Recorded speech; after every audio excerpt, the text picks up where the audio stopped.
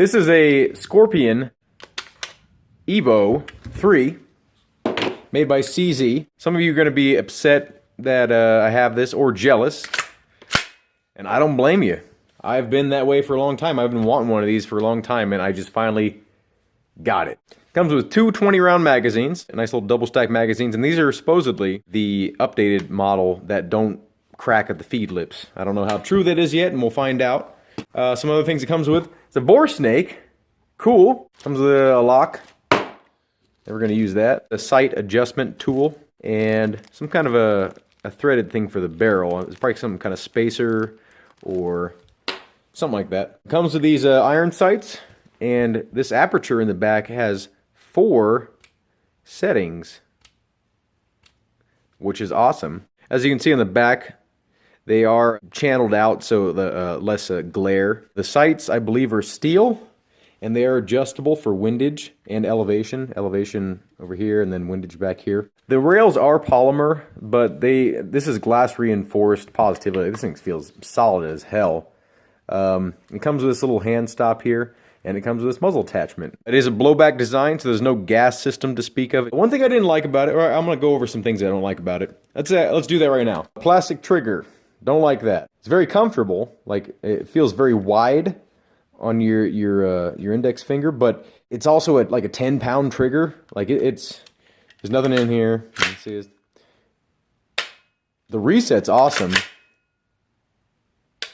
Very clicky, and you can feel that from a mile away. Second thing I don't like, right there, when that's in fire mode, see how that digs into your finger? I'm going to remove that to about like right there. I'm not going to get that delete kit because I'm like, a Dremel tool will do the same thing as that delete kit that costs money. The pistol grip is another thing I don't like. I don't understand why this huge bulbous thing has to be at the end there. The grip angle, in my opinion, is horrible. It's slippery. I don't like that these little attach points are intentionally loose. And I picked up 3 of these today, and they're all like that, so it's a design choice. It does come with this back plate, the pistol version, with a QD mount, and also room for a sling. This is a piece of metal, it's not a piece of plastic. It seems to be like sort of high-grade aluminum. The magazine release is located right here, so when you put a magazine in there, you can push with your index finger. It comes out really nice. Or if you're right-handed and you prefer to use your left hand, it has 2 different forms of a bolt catch. It has a manual, like you can see it's slotted right here, and this is also reversible. You can put this on either the right or the left side.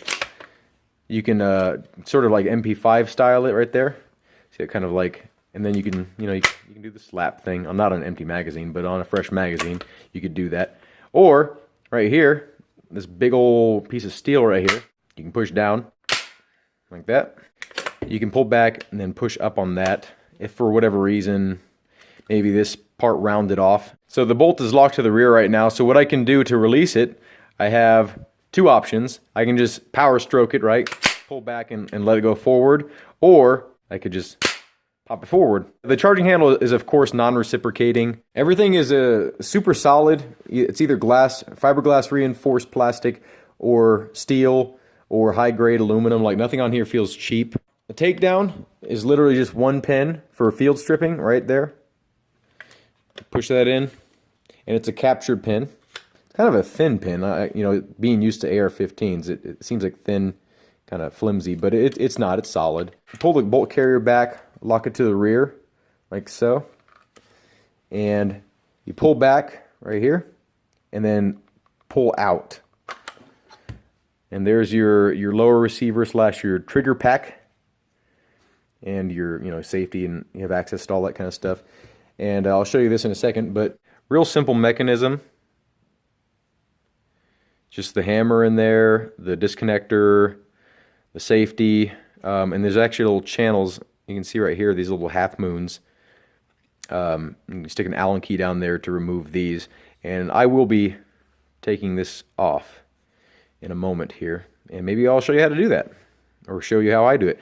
And here's your ejector, and you can see right here it's just an Allen key to replace that or to remove it for whatever reason. It's steel reinforced here. You can see right there it's actually steel. The hammer itself is actually It's not a MIM part, it doesn't look like. There's usually like little circles on the sides of MIM parts. And there were no circles here. It looks like a piece of bar stock steel. Let's take a look at the upper receiver. This is how you change out the pistol grip. Just that little screw right there. And they do make different pistol grips for it, I think. And this gun is relatively well supported for how new it is for aftermarket parts and stuff. And you can see the bolt right there. And you can see that this is a steel part. And let's let the bolt go forward here. And then I'll show you how to remove this. I'll take the charging handle and kind of just apply a little bit of pressure just so I can get my finger in here. And it will kind of hurt you. Like this little part is pretty sharp here. So you pull it back just a little bit, and 2 fingers or 1 finger, whatever, push back towards the rear of the gun, and then simultaneously, you know, pull it outward, and then it just literally comes right out. Captured spring, good to go. You know, nothing to pop off like if you're cleaning in the field. Big, huge. I can't even tell you how much this weighs. I mean, it probably weighs like at least a pound. It's heavy, you know, and it's a blowback design, so it needs to be heavy, but it's heavy.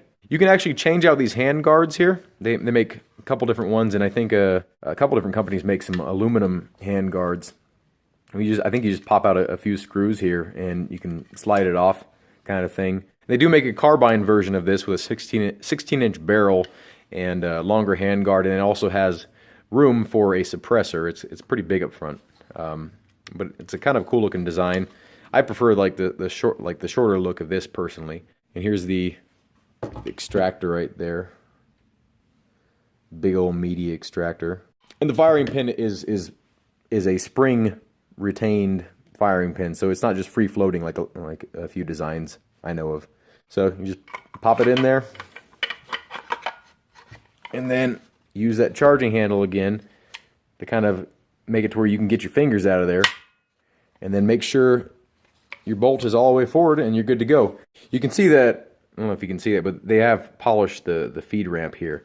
So I'm hoping to experience no issues with that kind of stuff. And literally, all you gotta do to put it back on is pull the bolt carrier, or the bolt back. It's not really considered a bolt carrier because it's not carrying a bolt. It's just the whole thing is a bolt. So just to avoid confusion with that, you pop it in like that, pull back, and slide it on. You don't have to give it a smack like I just did, and then push the pin through. You're good to go. Make sure, and not really much to function check, but it's pretty simple. Good to go. And yeah, it's just a cool little gun. Have a good day. Thank you for watching, and I hope to see you in a future video.